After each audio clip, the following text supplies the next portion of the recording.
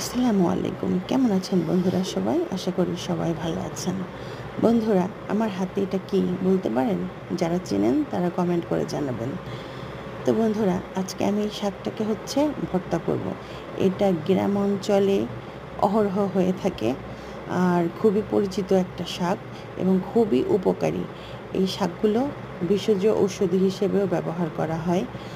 আর শাকগুলি গ্রামের এমন কোনো মানুষ নেই এটাকে না চেনে। এটা অবশ্য শহরে এখন চাষ করা হয়। আ তো আমি এই শাকটা আমার কাছে খুবই ভাল লাগে। আর এটাকে আমি ভর্তা করে খাওয়ার জন্য এনেছিলাম। তো এটাকে আজকে ভর্তা করা হবে। তো এটাকে কী করে ভর্তা করা হয় এবং কী করে সেটাকে প্রসেসিং করা হয়, আজকে আপনাদের সেটাই দেখাবো। তো ভিডিওটা দেখতে থাকেন। আর বন্ধুরা, এর কিন্তু অনেক গুণ আছে। হুম, বিভিন্ন উপায়ে কিন্তু এটা খাওয়া যায়, যেমন ভর্তা, ভাজি, বড়া কিংবা সালাদ। আবার দেখা যায় যে ছোটো মাছ দিয়েও এটা খাওয়া হয়। তো এটা আমি ভর্তাটা কিভাবে করব, তাই সেটা শাকগুলোকে ছিঁড়ে আমি প্রসেসিং করে নিয়েছি। পেঁয়াজ, মরিচ, তারপরে রসুন, যেটা যেটা লাগবে সেটা নিয়েছি। এবার এটাকে ধুয়ে এটাকে বেটে নেওয়া হবে।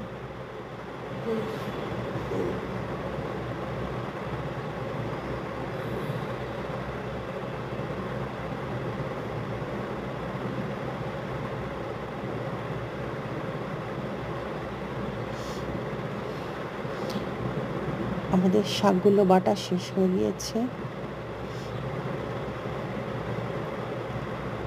এবার এর মধ্যে আরও কিছু মশলা দেওয়া হচ্ছে। ভর্তা করতে গেলে এই মশলাগুলো অবশ্যই কিন্তু লাগবে। এবার পাইপিং কড়াইটাকে চুলায় দেওয়া হয়েছে, শাকগুলোও বাটা পুরোটা শেষ। এবার এটাকে আস্তে আস্তে আলতো জালে, খুব অল্প জালে, যেহেতু এটা তেল এবং তেলের মধ্যে এটা ভাজতে হবে, তাই আলতো অল্প অল্প জালে এটাকে ভাজতে হবে। এটা 10 থেকে 15 মিনিট এইভাবে অল্প জালে এটাকে ভেজে নেওয়া হবে। আর তারপর এটা খাওয়ার জন্য প্রস্তুত হয়ে যাবে। তো বন্ধুরা, আমার আজকের ভিডিওটা আপনাদের কাছে কেমন লাগলো অবশ্যই আমাকে কমেন্ট করে জানাবেন। এই যে আমার শাকগুলা ভাজা হয়ে গিয়েছে।